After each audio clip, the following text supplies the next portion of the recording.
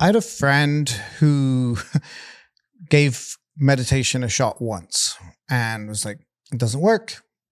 And that was it. He never tried it again. And it's really sad to me because I know like meditative practices, whether it be meditation, by the way, whether it be like, there's a couple of ways to do meditation. So let's just talk about that real quick. The first way that I love doing meditation is through workouts, is go out and find a workout that's pretty routine, pretty boring, and just do the same thing over and over again. That of a time becomes extraordinarily boring and allows my mind to wander. And so meditation for me is allowing your brain to wander without controlling it. Okay?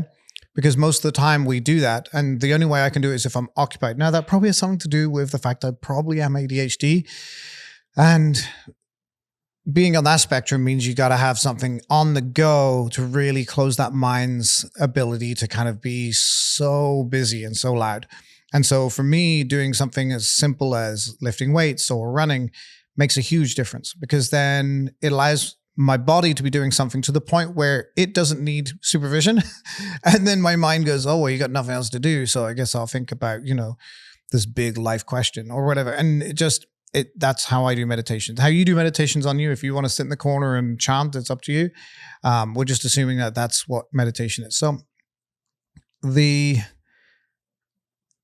thing is that we have two sides of us. We have the person that we're running away from or we're trying to get to make better. And then we have the person who we want to be. And so we're kind of in the middle at all times, where the person we want to be is over here and the person we were and who we know we want to change from is there. And that shadow self really never goes away. And so it's always back there and lingers.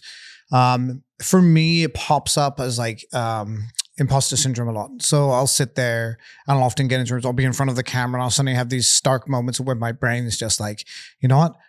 You have nothing to say. Why are you talking right now? Like, just move on. Go, just let someone else do this, right? And so it takes a lot in my mind to kind of battle that imposter syndrome.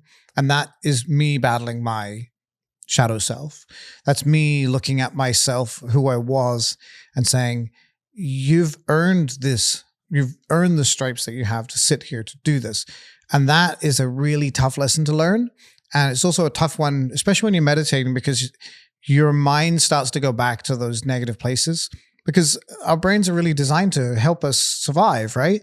And so to click over into like a thrive mode, you really have to embrace what the future has to offer and trust that there's a process to get there.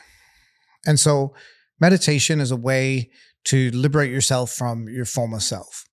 And I know this sounds very kind of woo-woo and I should be wearing like a robe and maybe like sitting in like a yogi position right now, but it's true. Like the thing that we want to do is hidden behind the thing that we were, and it takes effort and takes time.